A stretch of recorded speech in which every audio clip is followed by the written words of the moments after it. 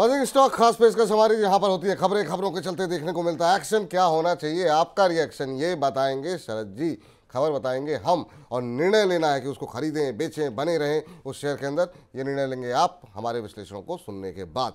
तो चलिए एक करके कंपनी को लेकर के आते हैं, पहले खबर बताते हैं, फिर वहाँ पे क्या करना है इस पर बातचीत करेंगे।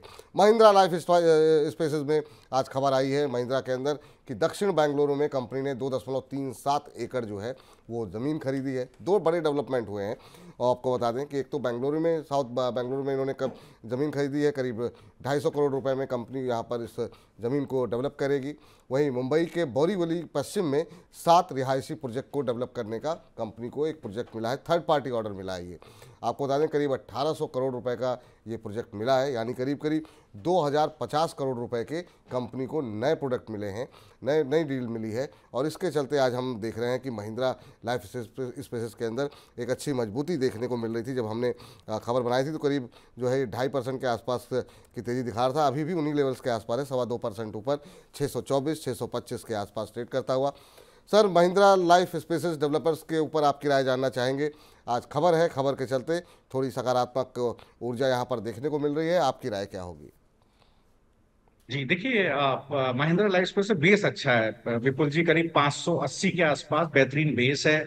करीब तीन एक सप्ताह का बेस है, और इस तरह का बेस होता है तो स्टॉक ऊपर की तरफ खिंचता है। कहां तक जा सकता है? पहला तो टारगेट इसका बनता है 680। तो अगर आप अभी खरीद रहे हैं या हैं तो 580 का स्टॉप लॉस रखें, 680 के टारगेट के लिए बने रहे।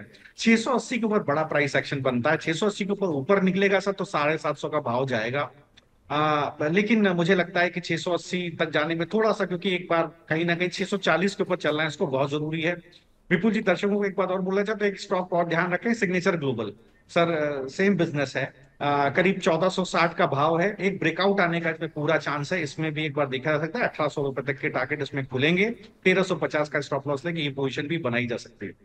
चलिए, तो ये राय निकल करके आती हुई आपके लिए इस पर जो है, और इस बीच आगे बढ़ते हैं और उस शेयर के बारे में बात करते हैं। इसमें आज सबसे ज़्यादा सवाल आते हुए दिखाई दे रहे हैं, और आरवीएनएल, जिस पर हम चर्चा कर चुके हैं, लेकिन हमने आपसे कहा था कि यहाँ पर खबरें जो हैं उसके बारे में भी बातचीत करेंगे।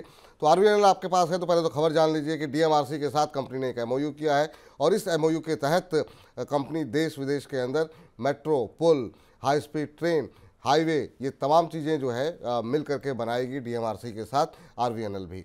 आपको बता दें कि कंपनी के शेयर में पिछले एक महीने के अंदर 26%, 6 महीने में 142%, एक साल में 250% का रिटर्न आता हुआ दिखाई दिया है। और जो है आज जो है, अब देखिए ज़रा क्या तेज़ी देखने को मिल रही है। 18% से ज़्यादा का उछाल जो है आरवीएनएल में अब देखने को मिल रहा है। तो इसीलिए आज जो सबसे ज़्यादा सवाल आ रहे हैं आरवीएनएल को लेकर के आ रहे हैं कि लोग कह रहे हैं प्रॉफिट बुक करें, बने रहें, क्या रहें, करें तो करें क्या। सर, आपकी टिप्पणी एक बार आ चुकी है, लेकिन फिर भी हम आप दोबारा जानना चाहेंगे, क्योंकि बजिंग स्टॉक्स हमारा जो सेगमेंट अलग से भी अपलोड होता है, तो जो दर्शक इसको देखें तो उनको तो उन तक सही राय पहुंच सके। क्या सलाह रहेगी सर? 500 के करीब पहुंचता हुआ आरवीएनएल, आपकी राय क्या रहेगी? देखिए, मैं दर्शकों को कहना चाहूंगा विपुल जी, ध्यान रखिए।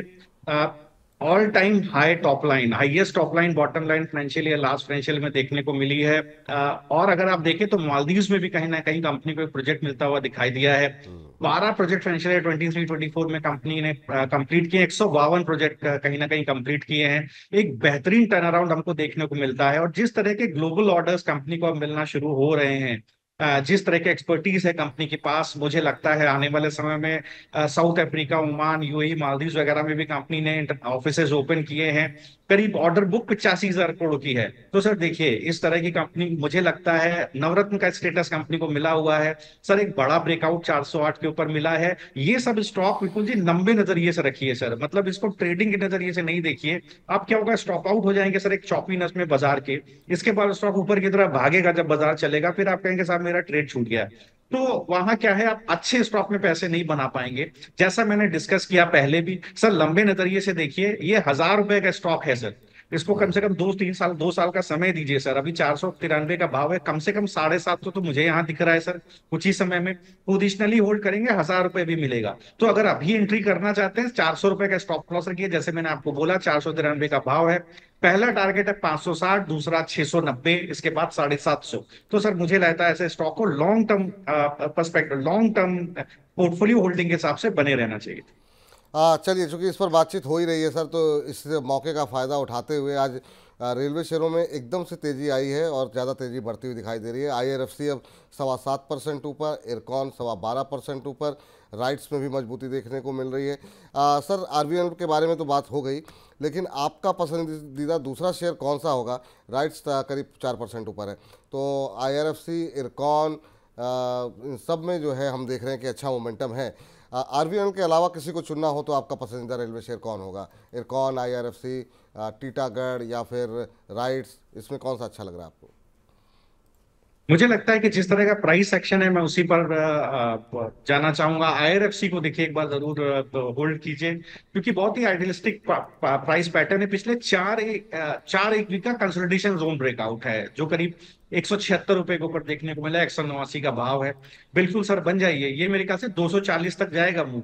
आपको स्टॉप लॉस कहाँ रखना होगा? थोड़ा सा चॉपीनेस रह सकती है तो 160 पे स्टॉप लॉस रख लीजिए।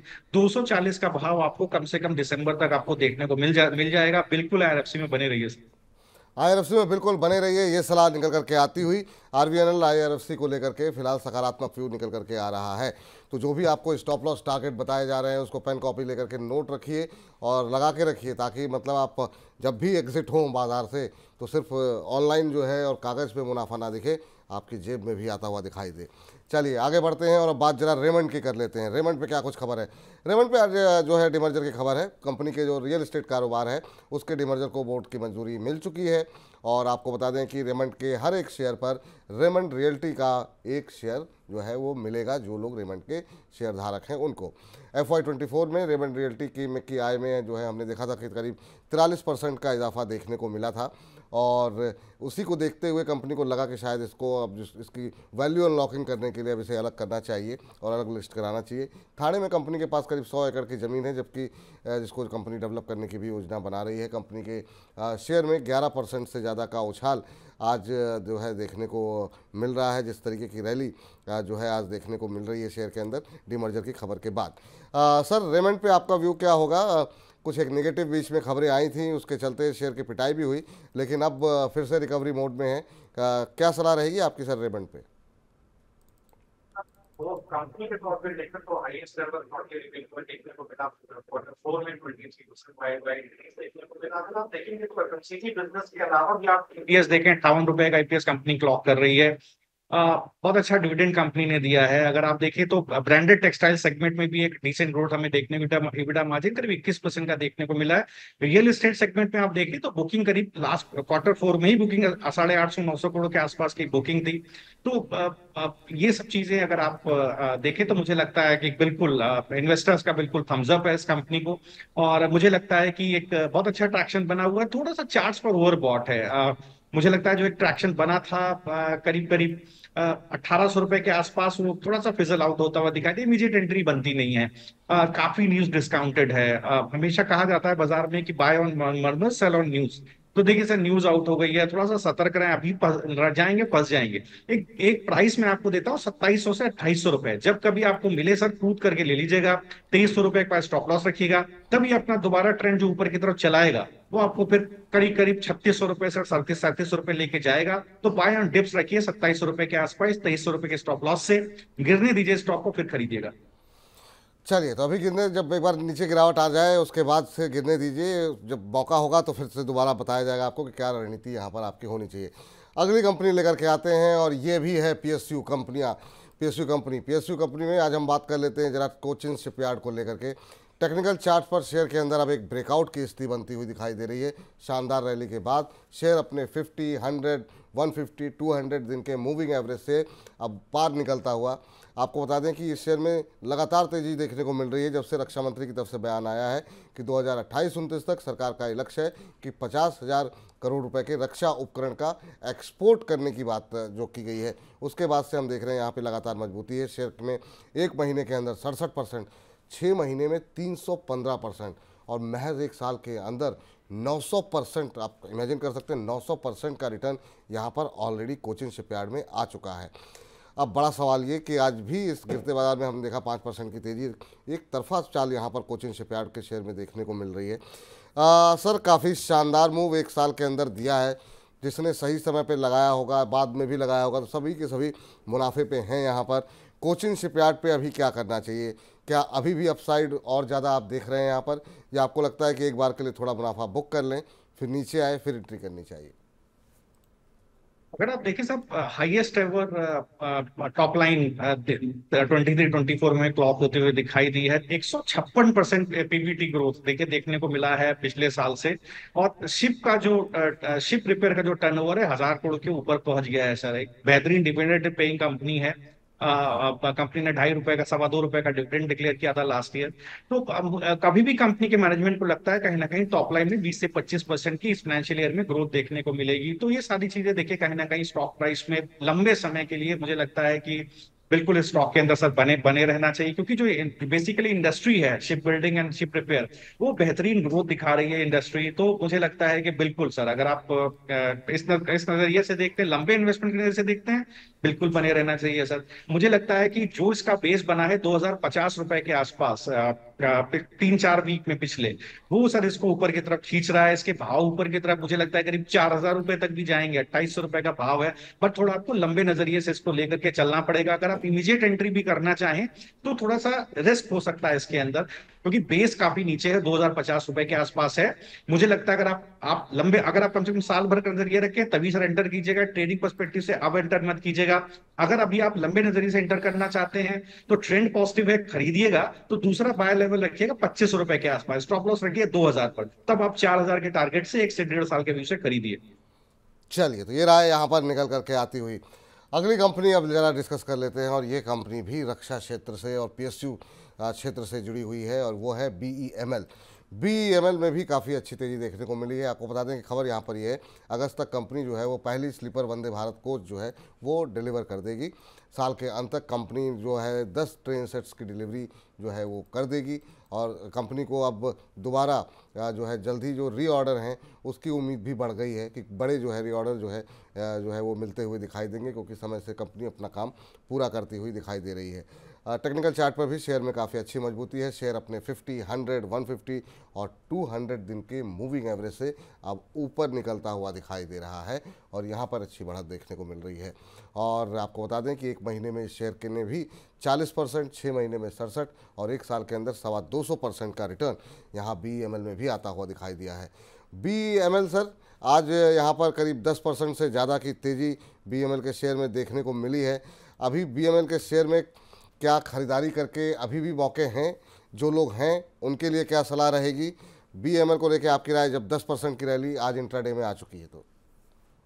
देखिए, डिफेंस एंड एरोस्पेस, माइनिंग और रेल एंड मेट्रो का बेहतरीन कॉम्बिनेशन है इस कंपनी के अंदर। अगर आप देखें तो करीब करीब जैसा मैं देख पा रहा हूँ 71 कंपनीज को एक्सपोर्ट है कंपनी का। हाई मोबिलिटी व्हीकल्स का एक बेहतरीन 24 में अचीवमेंट कंपनी ने किया है। 1500 एचपी का इंजन, कहीं ना कहीं वंदे भारत स्लीपर ट्रेन की मैन्युफैक्चरिंग कंपनी कर रही है। अब ये सब चीजें आपको देखिए शेयर प्राइस में दिखाई दे रही है। मुझे लगता है लॉन्ग टर्म प्ले है सर। देखिए जिस तरह की वैल्यू अनलॉकिंग हो रही है इन कंपनीज के अंदर, ये बेहतरीन रिटर्न आने वाले समय में भी आपको देते हुए दिखाई देंगी। करीब करीब रेल और मेट्रो में ही देखें तो कहीं ना कहीं मैनेजमेंट एक्सपायर करता है, 60% मार्केट शेयर कंपनी का होता हुआ दिखाई देगा। तो 10% का कहीं ना कहीं रेवेन्यू एक्सपोर्ट से आता हुआ दिखाई देगा। ये सारी चीजें आप देखेंगे तो 8,000 से 9,000 करोड़ का एरोस्पेस सेक्टर में कहीं ना कहीं अपॉर्चुनिटी है कंपनी को।